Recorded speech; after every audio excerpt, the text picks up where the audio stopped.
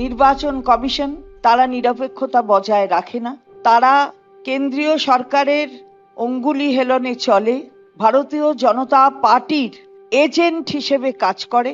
যে নন্দীগ্রামে গিয়েছিলেন আমাদের মুখ্য নির্বাচনী যে আধিকারিক এই বাংলার শ্রীযুক্ত মনোজ কুমার আগরওয়াল, কিন্তু সেখানে গিয়ে দেখা গেল তিনি যাচ্ছেন, তার সঙ্গে সঙ্গে ভারতীয় জনতা পার্টির নেতা কর্মীরা যাচ্ছেন।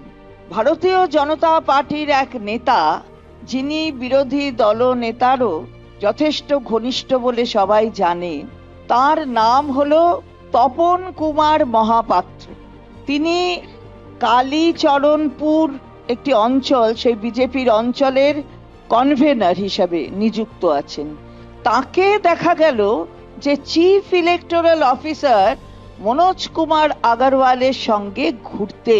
ইলেকশন কমিশনের নিরপেক্ষতা, প্রথমে বাছো নন্দীগ্রামে গিয়ে তারপরে যারা ভারতীয় জনতা পার্টির একেবারে তারা অঞ্চলের কনভেনার, তাদেরকে সঙ্গে নিয়ে ঘুরবেন চিফ ইলেকটোরাল অফিসার।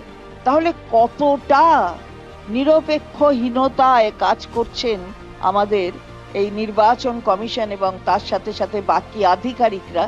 মালদায় যিনি অবজারভার ছিলেন তিনি ওই জয়ন্তকান্ত, তিনি বিজেপির একজন মহিলা নেত্রীর তিনি স্বামী, তাদের কথা আমরা বারবার এখানে বলেছি।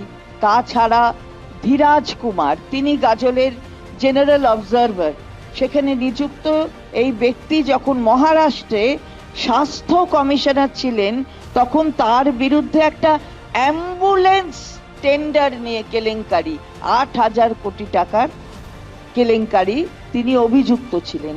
এবং যদি দেখেন যে বনগা দক্ষিণ, সেখানকার জেনারেল অবজারভার হচ্ছেন অজয় কাটসারিয়া, তিনি সাতনার কালেক্টর এবং কমিশনার সেখানে তদন্ত করেছিলেন, সেই তদন্তে দোষী সাব্যস্ত হয়েছেন, তার বিরুদ্ধে চার্জশিট হয়েছে কি না তিনি ব্যক্তিগত মালিকানা হস্তান্তর করেছেন। ভাবা যায়?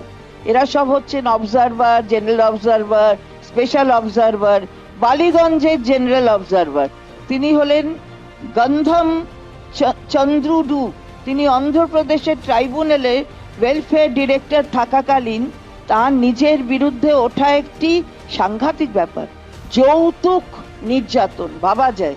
যৌতুক নির্যাতন, তার বিরুদ্ধে উঠেছে এই অভিযোগ এবং সেখানে তাকে নিযুক্ত করা হয়েছে বালিগঞ্জের জেনারেল অবজারভার হিসেবে। অন্যদিকে মধ্যমগ্রামের জেনারেল অবজারভার হচ্ছেন অরিন্দম ডাকুয়া, তিনি এর আগে উড়িষ্যার বিজেপির মুখ্যমন্ত্রী মোহন চরণ মাঝি তার ব্যক্তিগত সচিব ছিলেন। তার মানে এই আধিকারিকের সঙ্গে তো সরাসরি ব্যক্তিগত সচিব সরাসরি যোগাযোগ আছে কার না ভারতীয় জনতা পার্টি।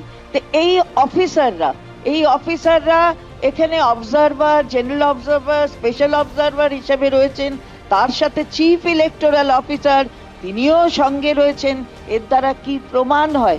বারবার আমরা এই কথা বলেছি, আমরা বারবার এটা বলতে চাই যে নির্বাচন কমিশন, মুখ্য নির্বাচন কমিশন অর্থাৎ যেটি জাতীয় নির্বাচন কমিশন দিল্লিতে আছে, ইলেকশন কমিশন অফ ইন্ডিয়া, তারা কি দেখতে পাচ্ছেন না? তারা জানছেন না? তারা আমরা বারবার এই কথাগুলো বলছি, এই অভিযোগগুলোকে কোনো গুরুত্ব দেওয়া হচ্ছে না। আমরা বলতে চাই যে সত্বর এর পদক্ষেপ নেওয়া হোক।